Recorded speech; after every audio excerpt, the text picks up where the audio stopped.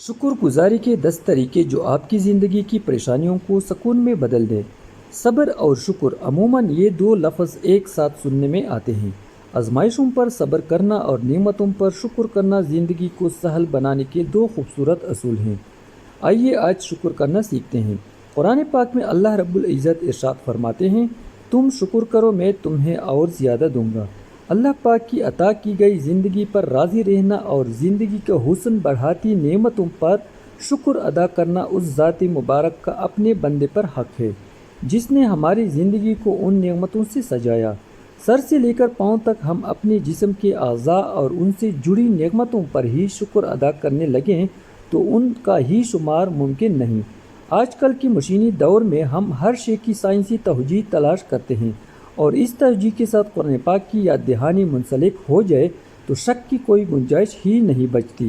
کیا آپ جانتے ہیں کہ شکر گزاری، شکر ادا کرنا اور اس کا اظہار کرنے کا بظاہر چھوٹا سا عمل آپ کی جسمانی اور ذہنی صحت پر بہت گہرا اثر ڈالتا ہے؟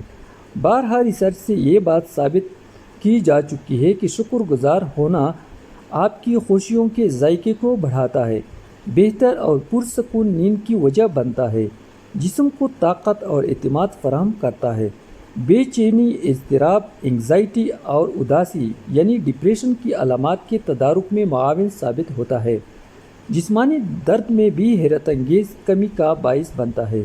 شکر کی یہ بظاہر مثبت عادت نہ صرف یہ کہ آپ کی جسمانی اور ذہنی صحت کے لیے کرشماتی ثابت ہوتی ہے، بلکہ آپ کے روزمرہ کے معاملات اور تعلقات پر بھی اپنے اثرات ثبت کرتی ہے۔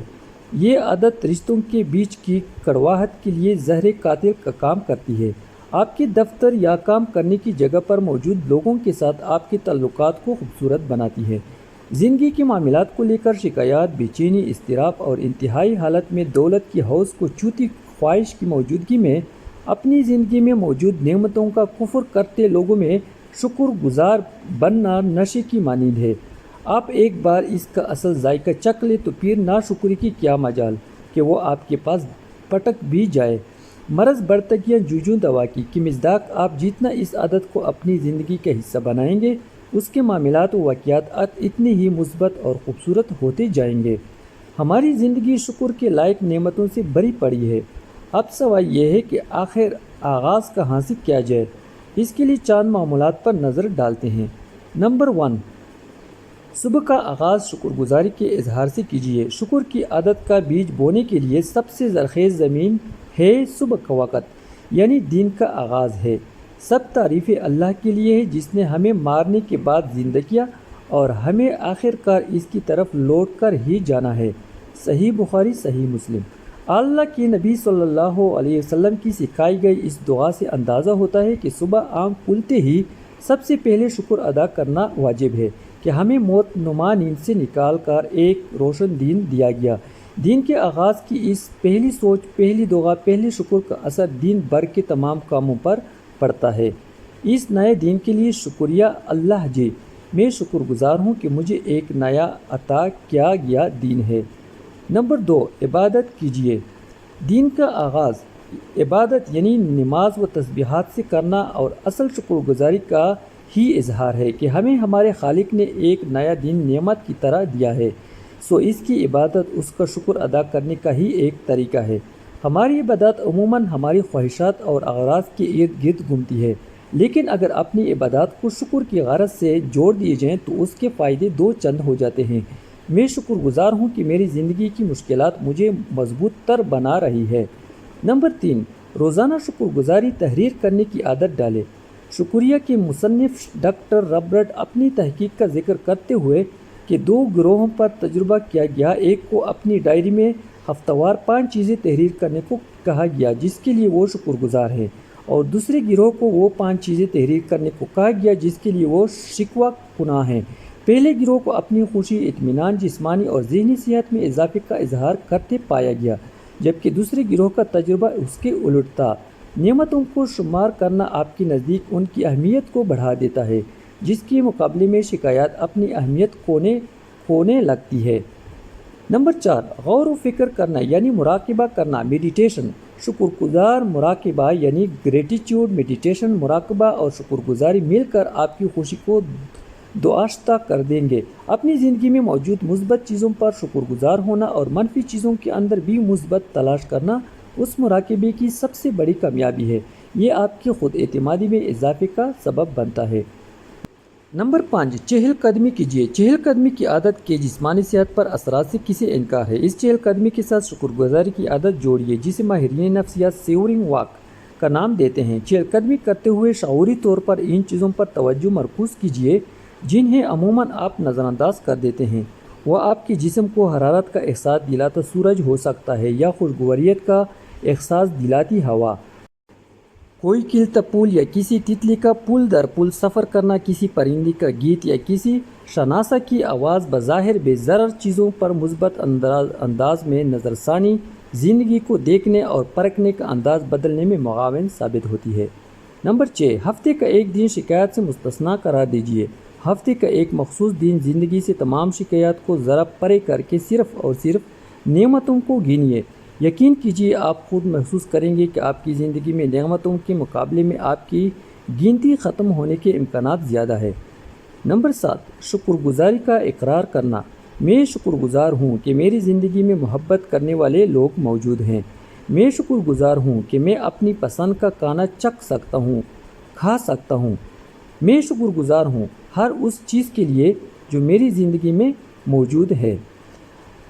یہ اور اس طرح کے لاتعداد جملے آپ کو یاد دہانی کراتے ہیں کہ زندگی چند برے تجربات سے بہت آگے کی چیز ہے۔ نمبر 8، تحریری شکریہ ادا کرنا۔ اپنی زندگی میں موجود لوگوں کو کسی تحفے، کسی کارڈ یا پھر خط کے ذریعے ان کی آپ کی زندگی میں موجودگی کا شکریہ ادا کرنا رشتوں کی پائیداری کے ساتھ ساتھ ذہنی سکون کا بھی باعث بنتا ہے۔ اپنے ارد گرد لوگوں کو احساس دلائیے کہ وہ آپ کے لیے اہم ہیں، آپ ان کی قدر کرتے ہیں، ان سے جذباتی وابستگی محسوس کرتے ہیں اور ان کی اپنی زندگی میں موجودگی کو شکر کرنے کی وجہ سمجھتے ہیں۔ نمبر 9، مدد کے لیے ہاتھ بڑھائیے۔ اپنے ارد گرد نظر دوڑائیے، آپ کو بہت سی اداس روحیں مسیحائی کی منتظر دکھائی دیں گی۔ ان کی مدد کرنے کے لیے خود کو آمادہ کیجیے۔ اپنی تکالیف سے صرف صرف نظر کر کے کسی دوسرے کی جانب مدد کا ہاتھ بڑھانا اس بات کا اظہار ہے کہ آپ اپنی تکالیف کے مقابلے میں دوسروں کا درد زیادہ محسوس کرتے ہیں۔ فرشتے سے بہتر ہے انسان بننا، مگر اس میں لگتی ہے محنت زیادہ۔ دوسروں کی مدد پر آمادگی آپ کے اندر شکر گزاری کا جذبہ بیدار کرتی ہے۔ دوسروں کی مشکلات اور پریشانیوں کو جان کر اپنی تکالیف بہت چھوٹی محسوس ہوتی ہے اور اس سے منسلک منفی اثرات بھی زائل ہوتے محسوس ہوتے ہیں، اور یہی انسانیت کی معراج ہیں۔ نمبر 10، رات کو سونے سے پہلے شکر گزاری کا اعادہ کرنا مت بھولیے۔ دن بھر کی تھکن سمیٹ کر بستر پر لیٹنا اور ایک پرسکون نیند کی خواہش انسانی فطرت کا حصہ ہے۔ بستر پر لیٹنے اور سونے کے درمیانی وقفے کو کارآمد بنائیے۔ صبح کی پہلی سوچ کی مانند رات کی آخری سوچ کا چہرہ بھی تبدیل کیجیے۔ سونے کے مسنون اعمال کے ساتھ ساتھ دن بھر کے معاملات پر نظر ثانی اور ان کا مثبت نقطۂ نظر سے جائزہ لینا بہت سی مثبت تبدیلیوں کا پیش خیمہ ثابت ہو سکتا ہے۔ ایک مکمل دن کے معاملات کا جائزہ لیتے ہوئے شعوری طور پر ان واقعات پر توجہ دیجیے جو شکر گزاری کا موجب بن سکتے ہیں۔ وہ کسی دیرینہ دوست کا غیر متوقع میسج یا کال، کسی مہمان کی پرمسرت صحبت، کسی بچے کی معصوم ہنسی، کسی پیارے کی مسکراہٹ، کسی جانب سے موصول ہونے کا شکریہ یا کوئی تعریفی جملہ، اور اس طرح کی کئی دوسری وجوہات ہو سکتی ہیں۔ آپ کے پاس ایک آرام دہ بستر کی دستیابی، کمرے میں موسم کی سختی و نرمی کے مطابق اے سی، پنکھا، ہیٹر یا محض چھت کی موجودگی ہی ایسی نعمتیں ہیں جن سے بہت سے لوگ محروم ہیں۔ بنا دوائیوں کی نیند آنا، بنا کسی شدید تکلیف کے دن بھر گزارنا۔ غرض شکر گزاری کی اتنی وجوہات ہیں کہ آپ سوچنے بیٹھے تو دنگ رہ جائیں گے۔ دن بھر کے معمولات کا جائزہ اور ان سے متعلق شکر گزاری کا اظہار اعصابی تناؤ، نفسیاتی دباؤ میں نمایاں کمی کا باعث بنتا ہے۔ نتیجتاً نیند بہتر اور پرسکون ہوتی ہے۔ زندگی کے معاملات اور عادات میں یہ چھوٹی چھوٹی تبدیلیاں آپ کی شخصیت کو سنوارنے اور نکھارنے میں اہم کردار ادا کرتی ہیں۔ آپ شکر گزاری کو ایک موقع تو دیجیے، اس کے اثرات مجھ سے بڑھ کر آپ بتا پائیں گے۔ تو آئیے شکر گزاری کی عادت کو اپنی زندگی کا حصہ بناتے ہیں۔ اس سفر میں ایسا وقت بھی آئے گا یہ عادت سانس لینے جیسی ضرورت بن جائے گی اور زندگی مشکلات اور پریشانیوں کے باوجود مسکرائے گی۔ بہت بہت شکریہ۔